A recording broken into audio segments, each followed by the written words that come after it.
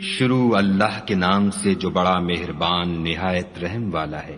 ایک طلب کرنے والے نے عذاب طلب کیا جو نازل ہو کر رہے گا، یعنی کافروں پر، اور کوئی اس کو ٹال نہ سکے گا، اور وہ خدائے صاحب درجات کی طرف سے نازل ہوگا، جس کی طرف روح الامین اور فرشتے چڑھتے ہیں، اور اس روز نازل ہوگا جس کا اندازہ 50,000 برس کا ہوگا۔ تو تم کافروں کی باتوں کو حوصلے کے ساتھ برداشت کرتے رہو، وہ ان لوگوں کی نگاہ میں دور ہے اور ہماری نظر میں قریب۔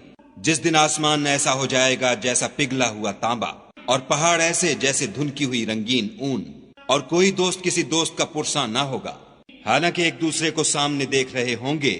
اس روز گناہ گار خواہش کرے گا کہ کسی طرح اس دن کے عذاب کے بدلے میں سب کچھ دے دے، یعنی اپنے بیٹے اور اپنی بیوی اور اپنے بھائی اور اپنا خاندان جس میں وہ رہتا تھا، اور جتنے آدمی زمین پر ہیں، غرض سب کچھ دے دے اور اپنے تئیں عذاب سے چھڑا لے۔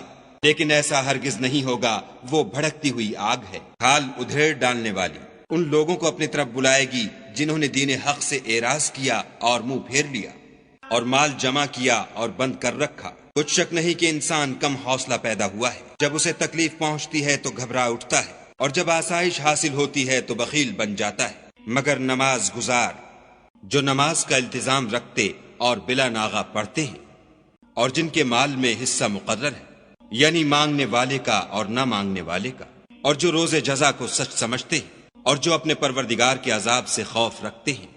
بے شک ان کے پروردگار کا عذاب ہے ہی ایسا کہ اس سے بے خوف نہ ہوا جائے، اور جو اپنی شرمگاہوں کی حفاظت کرتے ہیں، مگر اپنی بیویوں یا لونڈیوں سے کہ ان کے پاس جانے پر انہیں کچھ ملامت نہیں، اور جو لوگ ان کے سوا اور کے خاصگار ہوں وہ حد سے نکل جانے والے ہیں، اور جو اپنی امانتوں اور اقراروں کا پاس کرتے ہیں، اور جو اپنی شہادتوں پر قائم رہتے ہیں، اور جو اپنی نماز کی خبر رکھتے ہیں، یہی لوگ باغ ہائے بہشت میں عزت و اکرام سے ہوں گے۔ تو ان کافروں کو کیا ہوا ہے کہ تمہاری طرف دوڑے چلے آتے ہیں، اور دائیں بائیں سے گروہ گروہ ہو کر جمع ہوتے جاتے ہیں؟ کیا ان میں سے ہر شخص یہ توقع رکھتا ہے کہ نعمت کے باغ میں داخل کیا جائے گا؟ ہرگز نہیں، ہم نے ان کو اس چیز سے پیدا کیا ہے جسے وہ جانتے ہیں۔ ہمیں مشرقوں اور مغربوں کے مالک کی قسم کہ ہم طاقت رکھتے ہیں، یعنی اس بات پر قادر ہیں کہ ان سے بہتر لوگ بدل لائیں، اور ہم عاجز نہیں ہیں۔ تو اے پیغمبر صلی اللہ علیہ وآلہ وسلم، ان کو باطل میں پڑے رہنے اور کھیل لینے دو، یہاں تک کہ جس دن کا ان سے وعدہ کیا جاتا ہے وہ ان کے سامنے موجود ہو۔ اس دن یہ قبروں سے نکل کر اس طرح دوڑیں گے جیسے شکاری شکار کے جال کی طرف دوڑتے ہیں۔